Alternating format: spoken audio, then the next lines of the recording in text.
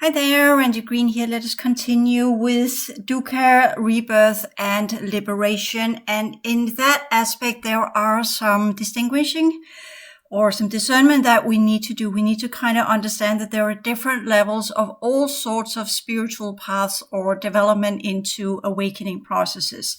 And let us take it that way. Instead of going with the typical spirituality that goes with ascension, we're here working with awakening, which is technically distinctively something completely different, because these are two different branches, even though it is often conflated into being kind of the same perception of things, because people don't really understand the differences, the little nuances within the words and where they stem from. Ascension technically is a Greek word and go more back into what we call Christianity, as well as into the Hebrew Bible, where people are lifted up by the Godhead, that is, or an ascent up back to the heavens, whereas awakening is a means that we're doing inside the body. So this is also important. The rapture as well as the integration. So we're here doing the awakening within the physical form. And that is a much more complex path, because you can say when you do the ascension, you are technically following the laws of God or the Godhead or your divinity or whatever, or what have you, or your alien agenda. You choose yourself, and then you will be lifted out, as I talked about with my grandmother that was sucked back home where she belonged, not without really having done much, but it was just time to get back home. When the calling comes, there will be no further integration into this reality, and whatever needs to go must be pulled. And that is what we could call both ascension by will, where you follow the laws and you live a life that leads to the judgment, so to speak, where you are judged according to your deeds and your actions and your thoughts and your emotions and your energy system and everything you are, living the right way. That is kind of what we could call a type of rule spirituality. And of course, doing meditation and being good and kind to others, living in the outer reality, so to speak. That's the profane or the outer reality path for most. Let us just put it this way. There are also mystics that goes into a deeper level of ascension.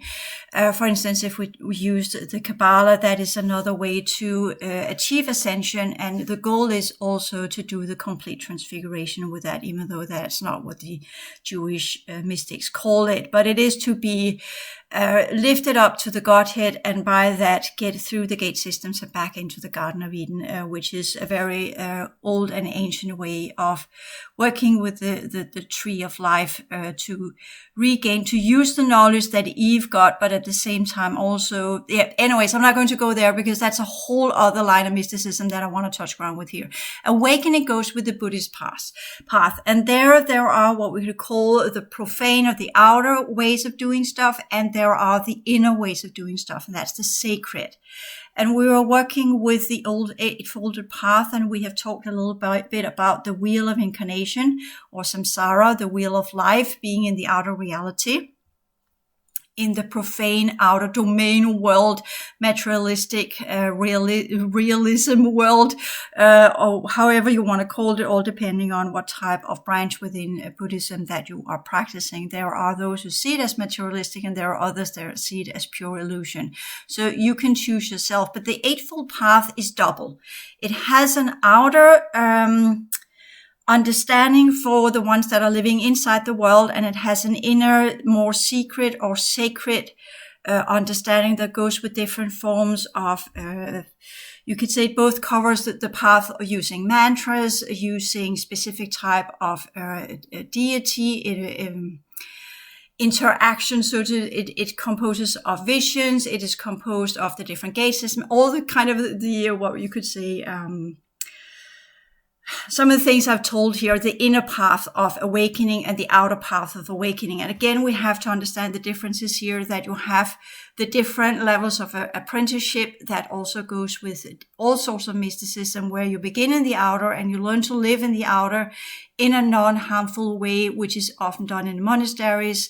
And as you are there for years and you've done your service as not a disciple, but as a student for a longer period of time, you will then begin to rise in the classes, which we also see in within the Masons and within all sorts of secret societies. And that's because you move from the outer to the inner.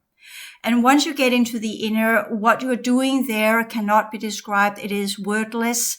It is experiences with visions, with insertions of different forms of symbols, insertions of different forms of energy that comes in forms of what we could call sometimes as beings, animals, which we also see that there's a lot of in Buddhism iconography, where we're having just the wheel that is surrounded by these kind of deers. That is also a symbolic representation of some of the aspects of Buddhism and some of the aspects of the Buddha mentality. The kindness is the deer, in my perception. And then you also have the elephant, that is the wisdom. You have, sorry about that. You have the firebird, which we call bird phoenix, but the firebird is something entirely else. It is technically a dragon bird, which goes with fire, that goes with some of the Thunderbolt teaching systems. And these very deep symbols that when you are in contact with them in contemplation and meditation, you are connected to levels of our reality that is beyond human comprehension. So they are altering your energy system via their holographic potentials and their code systems. And with that, of course, also goes into what we understand as what has within Hindu terminology has been seen as the Kundalini Awakening. And most people are experiencing that for something that comes from beneath, which is the earth Kundalini Awakening, which is, in my perception, the wrong Kundalini activation. Whereas, because it comes from the asuras or the formless creatures below your feet, so they come in through the root chakra, which is the wrong way for it to rise up, even though that many within Kundalini yoga practices that and think that is what it is. But that's the fire of the body, and that's the fire of the materialistic world that activates, and that leads to a completely different path. But when you do the activation of the fires from above, which is also called, hence the Firebirds, you need to be initiated to be able to do that. You are working with a different aspect of Shiva and Shakti, that's Hindu gods, but this is the male and female principle, that through this is a very complex series of initiations that has to be done, but where you understand that the wheel of samsara is a flame wheel. And it is no longer a wheel onto which you are sacrificed or nailed within the reincarnational cycles. When you get through the incarnational cycles and you get freed from the wheel, you are able to see the wheel as a flame wheel, and it will begin to spin around, which is interesting. It spins around and it has this enormous power that just goes into two distinct powers, that goes into two flames, that one of what we call the male and another one is the female. And there are two specific code systems that grows out of that. And with that comes what we technically call the Thunderbolt.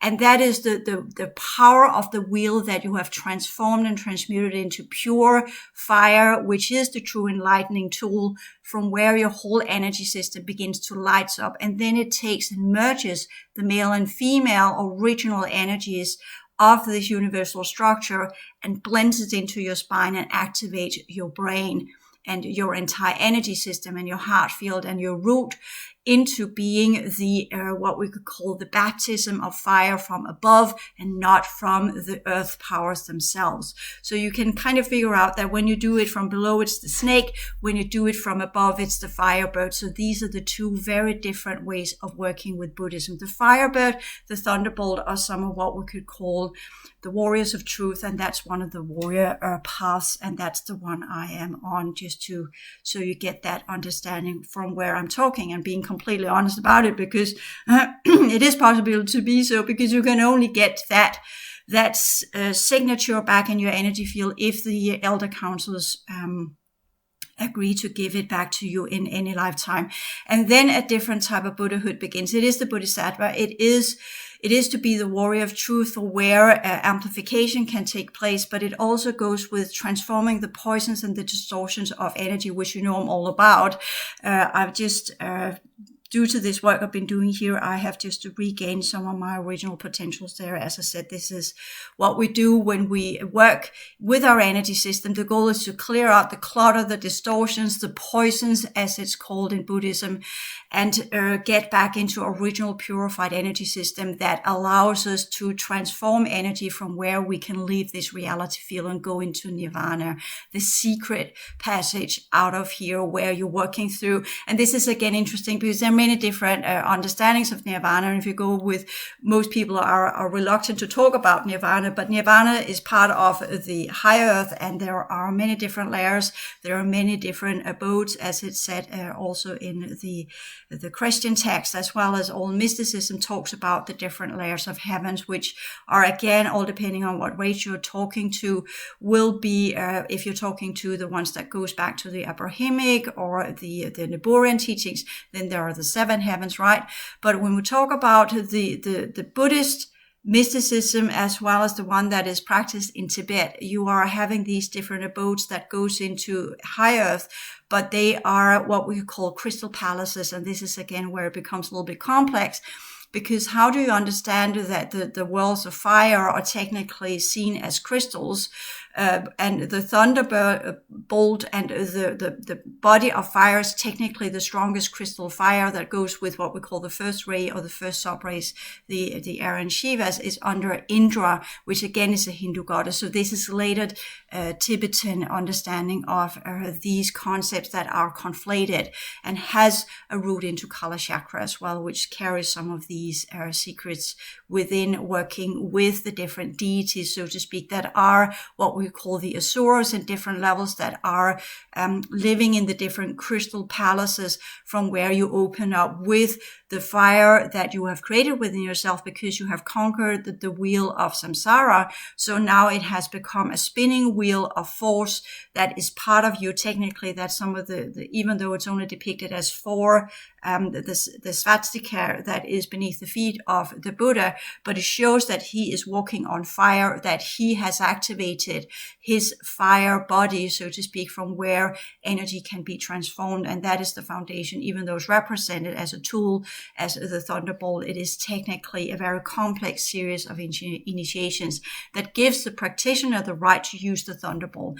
And the Thunderbolt is the fire of truth, which the warrior of truth works to purify his or her energy system from all impurities that are typically, when we see the depictions of Shiva and Shakti, is the black woman and the white male, or the black male and the white woman that are joined together in some kind of tantric position that often is interpreted sexually. And there are branches that work with this as sexual energy, which I'm not one, because that too quickly leads to the snake Kundalini energy that comes from below, because that is connected into what we call desire energies, and they are part of the materialistic energy of our planet. So that's the fire snake that is there. So you have the Firebird and you have the fire snake, and there's a huge difference there.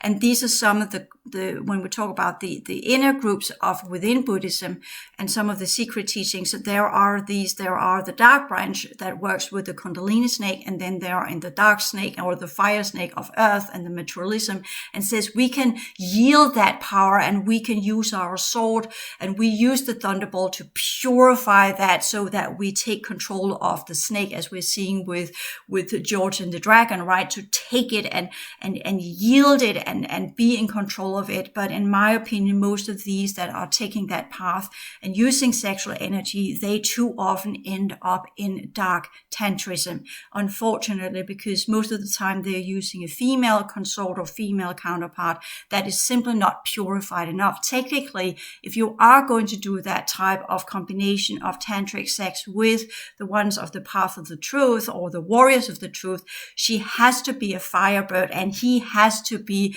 a purified snake. And once it's purified and it's no longer the materialistic snake, but the raw essence of the male feature of earth, which is something entirely else. It's a very ancient, old type of energy that technically is the highest level of the Y chromosome, but it has not been utilized for so long. So it is technically in the 6th dimension of our planet. It's part of the core energies. That's where you can yield some of the core energies to really purify the grids. But you can only do it if you have a Firebird female, because otherwise the male will get lost in the materialistic forces and he will be sucked into the underworld where he will be forgotten, as it's called. Anyway, so these are just some of the, you can hear this is some of the things I have dabbled with in past lives, of course. Anyway, so that's some of the background for the sacred marriage between males and females and all these kind of things that are not supposed to be via sexual energies. Technically, when we talk about the Firebird female and the completely transmuted fire snake, then we are talking about a combination of energies that has absolutely nothing to do with sex. The moment you mess the body into this energy work, the moment you join the body into this, it will become distorted. It cannot be kept purified enough. So this is for those power couples that work that way. They cannot, must not, never have sex with each other. And that then becomes the whole battle with the polarity forces and the, what we could call the groups within Tibetan Buddhism that works for the materialistic fire snake. And you can see how it alludes to all of the other stuff that's going on there. So just to say that that's the original power couple of truth, but they have not had large success, to be honest. Most of these have ceased to exist and are not capable of doing what they're supposed to do. And they blended their original code systems in different ways and forms. Anyways, this is just another level of very, very old information, and none of you should practice that. You are initiated to do that from the elder councils, and you will know when you are. And it will be a very specific series of initiations, of symbols, of specific words that are given, and specific alterations within the physical form that will follow that initiation. And then the Firebird female will become an enormously strong warrior that is technically stronger than the male because she has a larger element of the Firebird, and that is an old dragon type of reptoid genetics that are no longer accessible within our reality. Just to give you a little bit of there. So that's when I say we have the profane level of the Buddhism, which most are practicing. When they study that, they didn't just go do the outside, inside, or outside reality kind of thing, and they interpret it from that level. Whereas if you interpret it from the path of truth, for instance, where you're transforming everything, then all of this has a different meaning to it. And I am all about transformation and transmutation. You know that's within my teachings, that I'm talking about the transformative energy system. That is a different variation of this one. There are different transformative energy systems. The Kalontics talk about the diamond sun body that has the 12-stranded DNA that does the same. I talk about what was part of the restoration program under the Syrian Pleiadians in my teachings. And then I'm here working with, because I am right now plowing my way through Buddhism right now, and I'm plowing my way through my old skills and my own capacities I had as a Buddhist monk, and why a section of my past lives were deeply embedded to some of these things, and it has been reactivated in me, and that's why I'm talking about it. So when we talk about these deep secret things, it is not something that can be taught from the outside. It is when you really choose to go on the path of Buddhahood, or you choose to become a Bodhisattva. There are two different, again, Buddhahood and Bodhisattva are often put together because you said Bodhi, that's the awakening, and Sattva is the one that practices it, and Buddhahood is the path to Buddhahood, to become a Bodhisattva. You can use all of these terminology as you like, but I would still say that the Bodhisattva is the one that is more focused on the compassion and the kindness aspect of it. And then you have the more secret, more complex ones where you really work with the forces that our world is made of. And these are the more secret ones where most unfortunately fall under the wrong path and ends up in what we could say the darker forces. And that could also be interpreted when the elder showed me the path in my dream. You could go left or you can go right. Which one do you choose? And then there are the Thunderbolt that is smack in the middle, and that is probably one of the strongest energy practices you can do within Buddhism. But most just take the what we call the profane path, which I will talk about here as well. But I just wanted to put in there so you kind of have an understanding that there are many different levels of Buddhism, and it is not to be studied for fun. You choose to go with your intention. giving up of home and adopting the life of a religious practitioner in order to follow the path. Step 1. If you really want to go the esoteric way, if you want to go to the sacred level of all teaching systems, mysticism, you must be done with the outer world. Because if you're not, you will too quickly fall into the traps of the dark forces. It is as simple as that, because you will interpret everything kind of, oh yeah, Tantra, that's all about sex and that's all about sexual energies and withhold my orgasm so we can really have a fucking blast of it or whatever. And that's dark magic. You're using the energies of the body. This is not about using the energies of the body. That's the materialistic fire. These are the fires from above when you do esoteric, the inner path to true awakening. So this is also symbolized when we talk about the Buddha and all the things he had, all of these visions when he left and made him leave the outer world, because it was nothing but suffering and impermanence, and whatever he saw was not the self. That was 3 lower fields manifestation of the rebirth and being within the materialistic world, and finding what does that then mean. And then he went out of the journey, as many does, where he works with the body as the gurus have done, and he joined the gurus, and where he starved himself, and where he figured out what made all sorts of weird asanas and did all sorts of weird postures and lived in weird meditation for days, and all of these experiments with the body that's typically for the gurus. And many of the gurus end up smoking too much cannabis, which leads them to the underworld as well. So they are getting stuck within the materialistic transformation processes, thinking it's all about strength. But yoga, when we talk about the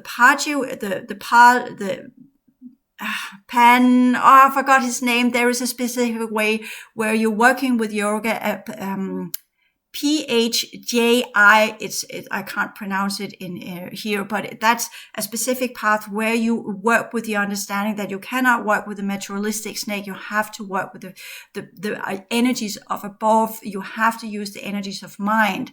But the energies of mind can only be perceived if you have transformed the wheel. That's why it's also depicted as a wheel, the wheel of samsara, and turn it into the transmutation force from where, when we talked about the 5 skandhas, you can activate the 4th skandha. As long as you're just within the first 3 skandhas, you are under the laws of the outer domain, and thereby you cannot transform anything but other than creating a life where you are living in a manner that is harmless, and that does not create further distortion and further energies that forces you back into reincarnation. So understand the different paths that we're working on here when I'm explaining some of the things. So for a practitioner of the outer Buddhism, right speech will say no lying, no rude speech, no telling one person with what another says about him to cause discord or harm their relationship. Gossiping, right? Everybody's bitching about everybody. Stop that. That is annoying, and it's noise, and it's a waste of energy, and it's a waste of time, and it only distorts your own energies. If you want to talk about another person, then talk kindly about another person, as in kind of understanding where they are and what they are doing. And once you do that, you don't even need to talk about any people, because you know it's none of your fucking business anyway. So just to put it that way. So we stop talking about other people. It's a waste of energy. And it's whenever you're focusing on someone, the stronger you get energetically. Whatever you focus on, you will give energy. And if you're gossiping and bitching about another person, when you go up in energy, you will harm that other person energetically. You are sending energetic daggers towards that person, and that person will be able to feel it. And you will understand when we really begin to, first and foremost, the whole manipulation and lying and all these kind of things. That goes without saying, because you have to be authentic. And when we talk about these things, that is more or less into a whole section on its own, because what does it mean to be authentic? What does it mean to have no rude speech? And what does it mean to do right conduct or action, as in kind of what does that actually mean? There is the logical one, no killing or injuring. And then not taking what is not given, and no sexual misconduct. I here just touch a little ground on what that is, and no material desires. That goes with, are you on the outer path? then it goes with the 10 commandments, not cheating, not lying, not fornicating, not have sex without marriage, what have you. But if you are on the inner path, then everything that has to do with the body will be sexual misconduct. It will be material desires, even though there are brands within the Thunderbolt communities that are saying, yes, I'll take the sexual energies and transform them. I'll take the material desires and transform them. I'll take the dark forces and I'll transform them.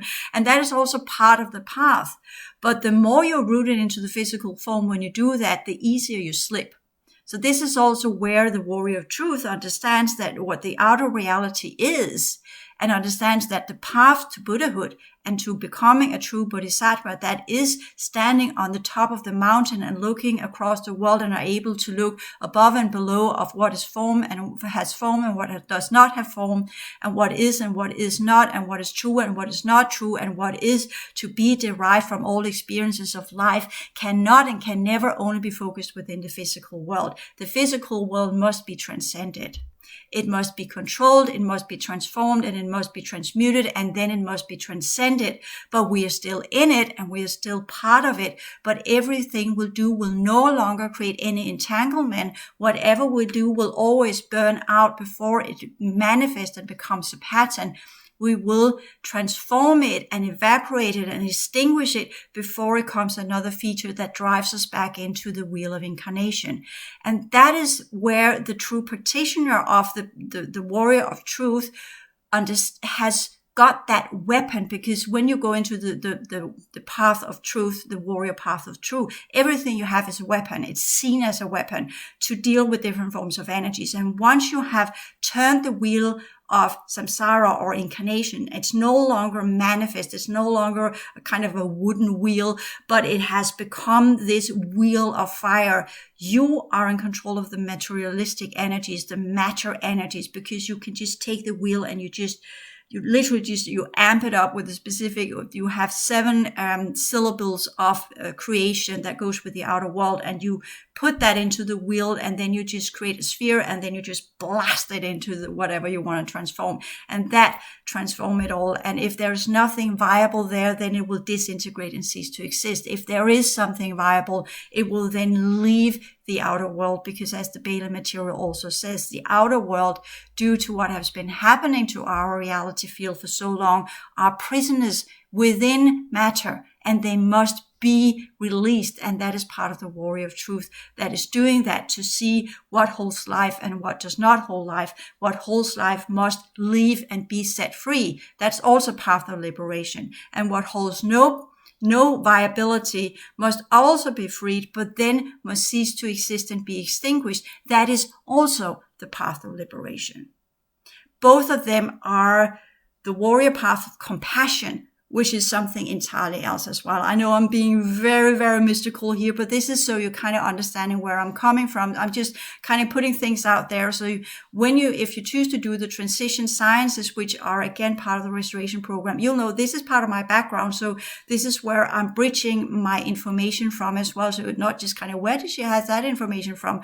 Well, a long line of work on this planet. That's where I got this information from, and within different lineages. And as I talked about, I'm now completing the whole Buddhist lineage that goes back to the Aryan Shivas. And those of you who recall my beginning work years ago, I already mentioned the Aryan Shivas, and I was drawn into the Noah project under the Aryan Shivas. So this is clearly also part of it. But what I'm working with right now is a different branch of the elder races.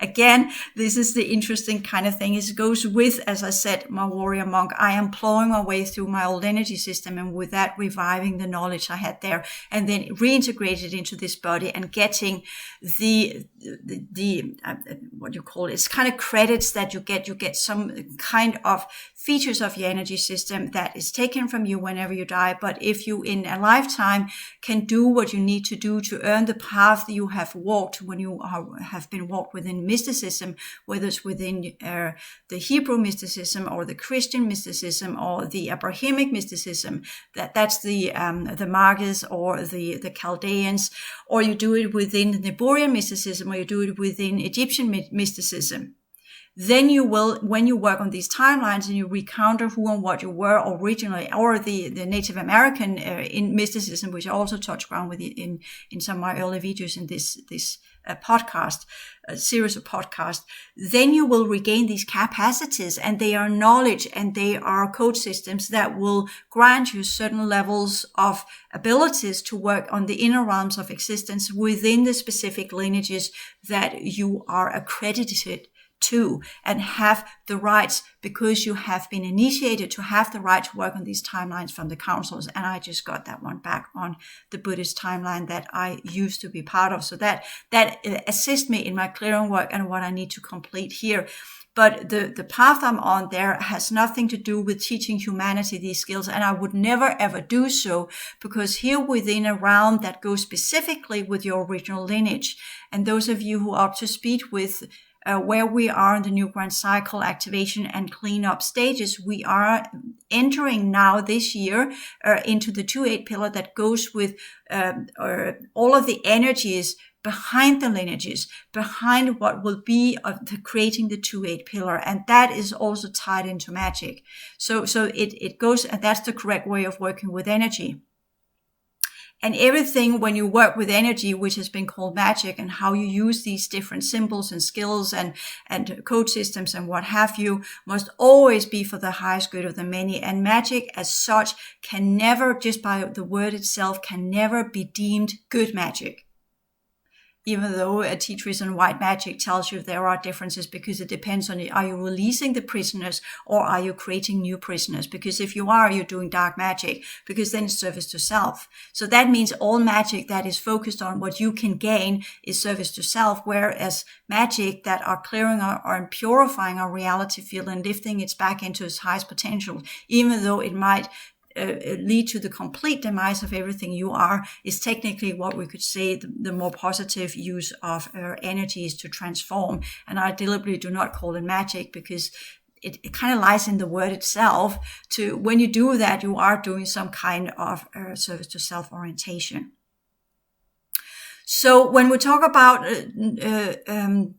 right speech and right conduct or action, there is the outer version of it that kind of goes without saying, is similar to the 10 Commandments. And that's for the commoners, sorry to put it that way. And then there are a completely different understanding of it when we talk about it in the sacred level, where you have become a complete energy system, and everything is seen as energy, that when it's used in the wrong way, will create pattern and link you back into the wheel of samsara and link you back up, and the wheel of samsara will extinguish and stop being a flame wheel and will turn into a wooden wheel from where you will be crucified. Or if you can so therefore there is a high price to pay if you slip.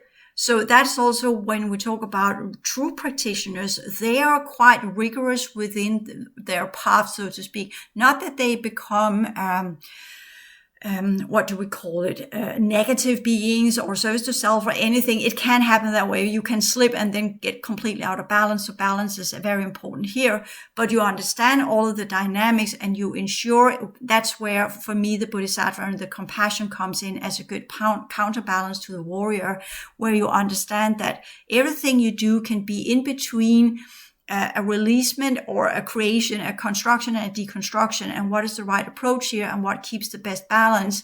And what, if you're talking to a person, what does that person need to get further in his or her process of progressing and learning who and what she is, and where they are on their own path, and what they need to realize to be able to understand that they are not that they are something entirely else. They are not the non-self. They are not the suffering. They are not the impermanence. They are not their body. They are something more. And that's a very, very skillful level of compassion that is needed there. But when we then talk about the inner forces and also going into the alien agenda and all the other lineages and what's happening here, then the warrior of truth comes in, because then it's a whole other ball game. So the true bodhisattva, or the true way to Buddhahood, when you go into the fourth and the fifth skandha, where you really get deep into the esoteric levels of things, where you really work with the elements in their original understanding of what it is, and the true forces of male and female as divine powers, that means from above and not from below, connected to the physical form, and thereby not exemplified between a man and a woman, but are something that is integrated into the males and the females themselves, from where they become the non-gender, which we're seeing in the asuras of heaven and the angelic beings of heaven. They are both males and females because they carry the foundational 7 to 12 letters, or depending on what group they belong to, of the creation itself. That means the heavens above and the worlds below and the world in between, from where they can navigate, and they are no longer gender-based because they are holding the forces of femininity and forces of masculinity, which technically goes with specific forces. Masculinity goes with the transformative element, the initiating element, also the chaos element if it's used wrong. But the element to initiate things, to put things in the move and to transform it while doing so, and leads to a different types of order. Whereas the female energy is what we typically see, as I talked about Ma'at or justice. It is law, order, and balance and harmony that kind of goes together. It's very law-based. These are, so we could say in itself, if we want to put gender to Dharma, the Dharma itself is technically female in that manner, because it's the cosmic laws and the rules and how you do things. So the whole law corpus to create harmony and balance, everybody knows what's happening, is technically the female aspect or the feminine aspect, where you manifest, where you are not manifesting as in creation.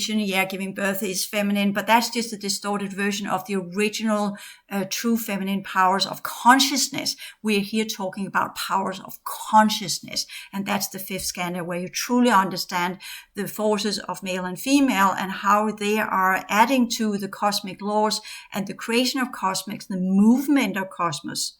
So you have the male that moves cosmos, and you have the female that creates the law and order of cosmos. And these are the forces I'm talking about. These are the 7 to 12 letters of creation that goes with sounds, with symbols, and all forms of consciousness structures that can also, when you work with the fifth skandha, be implemented. But you can only work with the fourth and the fifth skandha if you master the fire powers that are part of the mental energies, and you master the true understanding of purpose of everything, which technically what we call, what are the mental forces? These are the code systems, the foundational energies of all creation and all existence, and all that must be and all that must go, and all that is in between, and all that can take form and all that can't take form, and all of these different weird sayings that goes with that reckoning and that realization of what that actually means.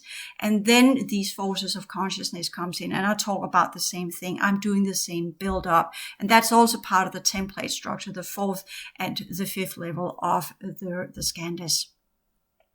So with that, I want to end this because I'm here a little bit. We ended up with the two other videos, and we began with this on what we call sorry, because I'm moving so far ahead, my mind is just completely forgetting what I'm talking about. But we were talking about the Dukkha and the rebirth and liberation. And here I go further into, liberation is not just the outer rules and laws, which are part of the Eightfold Path.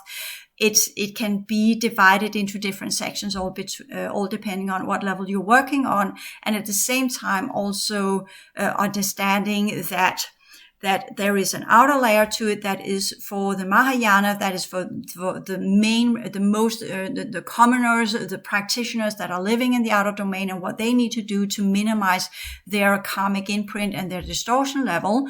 And then there are the practitioners that go inside and begin to work with the path itself, from where completely different sets of rules apply, and where life must change accordingly, and everything on the outside must be let go of.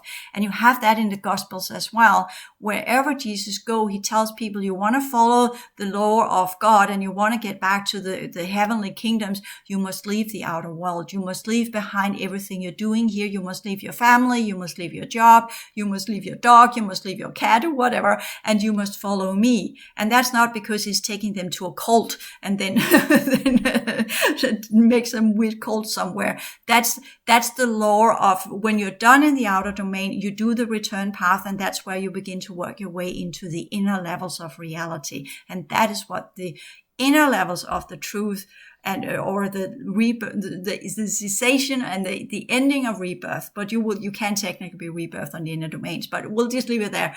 And the outer rebirth and the outer dukkha and the outer path of liberation. And with that one, I want to end this video. Thank you.